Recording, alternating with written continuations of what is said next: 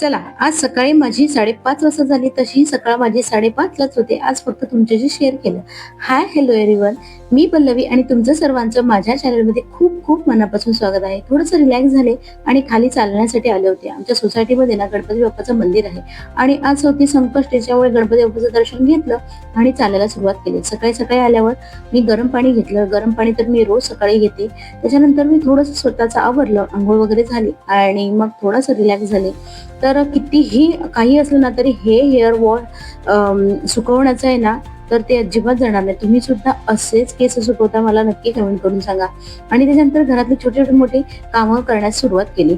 प्रथम तर मी bedsheet change केली आणि जो अन्वीचा टेडीचा सगळा पसारा असतो ना, तो एका व्यवस्थित ठिकाणी लावून घेतला.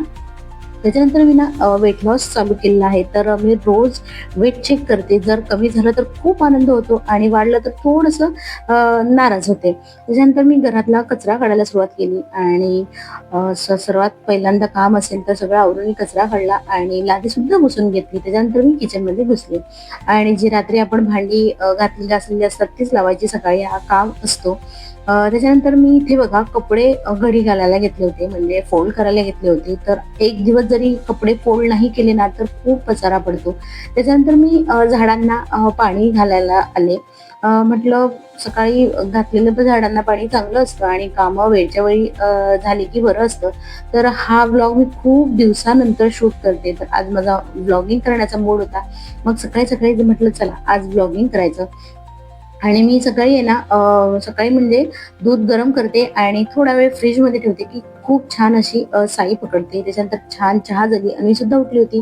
ती सुद्धा दूध प्यायली आणि आज संकष्टी होती म्हणून मी छान अशी गणपती बाप्पाची रांगोळी काढली. त्याच्यानंतर मी देवपूजा करायला घेतली. आज मला देव पूर्ण स्वच्छ करायचे होते. कोणताही सण असेल तर मी आवर्जून देवांना स्वच्छ करते, पूर्ण देवाला स्वच्छ करते आणि मगच पूजा करते. एवढं छान सुंदर बरं वाटतं ना. तर मध्ये 12 वाजले होते एवढं सगळं करेपर्यंत मला, कारण देवपूजेला मला 1-1.5 तास तर सहज जातो आणि 12 वाजले मला, तर 12 नंतर पूजा करायची नसते.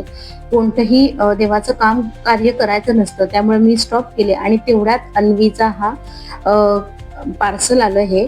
तर तीच ते खेळत होती.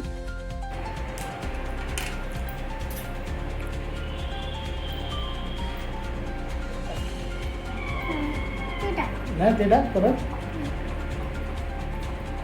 ठेव. चार चार इकडे लाव, या साईडला लाव नाही तर पडेल. ज्या साईडला वर असतं ना त्या साईडला लावायचं, म्हणा नाही पडत.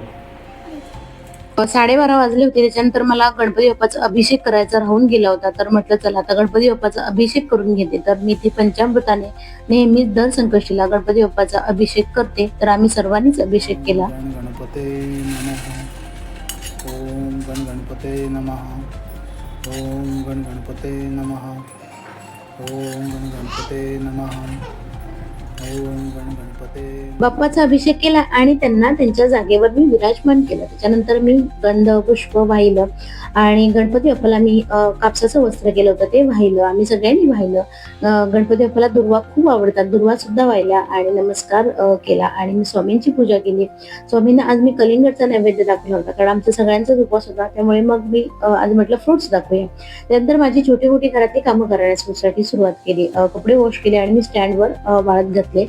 शक्यतो मी स्टँडवरच वाळत घालते, कारण ते काढायला सुद्धा बरे पडतात. आणि इथे बघा पुढे माझ्या मुलीचं काय चाललं आहे.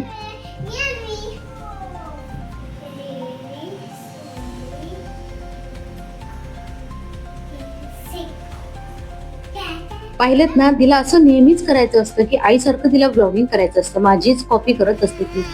छान वाटलं. त्यानंतर मी तिचे हेअर कट करायला आले. तिचे हेअर मला वाढवायचे होते, मलाही छान वाटत होते, पण आहे ना तिला थोडंसं कॅरी करायला अवघड जात होतं. त्याच्यानंतर घरी आलो तर घरी बघितलं तर दूध खराब झालं होतं. मग म्हटलं चला राहू देत आणि मग आम्हाला जायचं होतं गणपती बाप्पाच्या दर्शनाला. तर इथून बघा एक खूप ट्रॅफिक आहे. काल मी या ट्रॅफिकमध्ये लाईव्ह सुद्धा चालू केली होती. तर खूप ट्रॅफिक असतं आमच्या इथे आणि फायनली आम्ही गणपती बाप्पाला इथे मंदिरामध्ये पोहोचलो. तर हे मंदिर स्वयंभू आहे.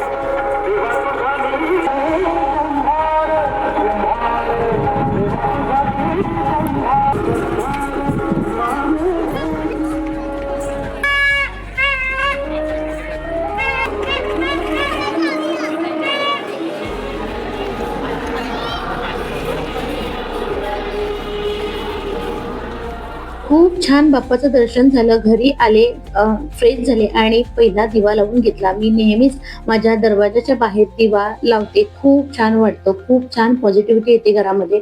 त्याच्यानंतर मी पदर खोचला आणि जेवणाला सुरुवात केली, कारण मला ऑलरेडी खूप ट्रॅफिकमुळे लेट झालं होतं आणि मी नैवेद्य हा केळीच्या पानामध्येच दाखवते. तर इथे मी पहिल्यांदा डाळ भाताचा कुकर लावायला घेतला, कारण माझ्या मुलीला खूप भूक लागली होती. त्याच्यानंतर मी काहीच शूट केलं नाही, कारण ऑलरेडी खूप लेट झाला होता. तर तुम्हाला आजचा व्हिडिओ मला कसा वाटला कमेंट करून नक्की सांगा. मी खूप दिवसानंतर ब्लॉग शूट केलेला आहे. भेटूया तर मग अशाच एका छानशा व्हिडिओमध्ये. तोपर्यंत बाय बाय.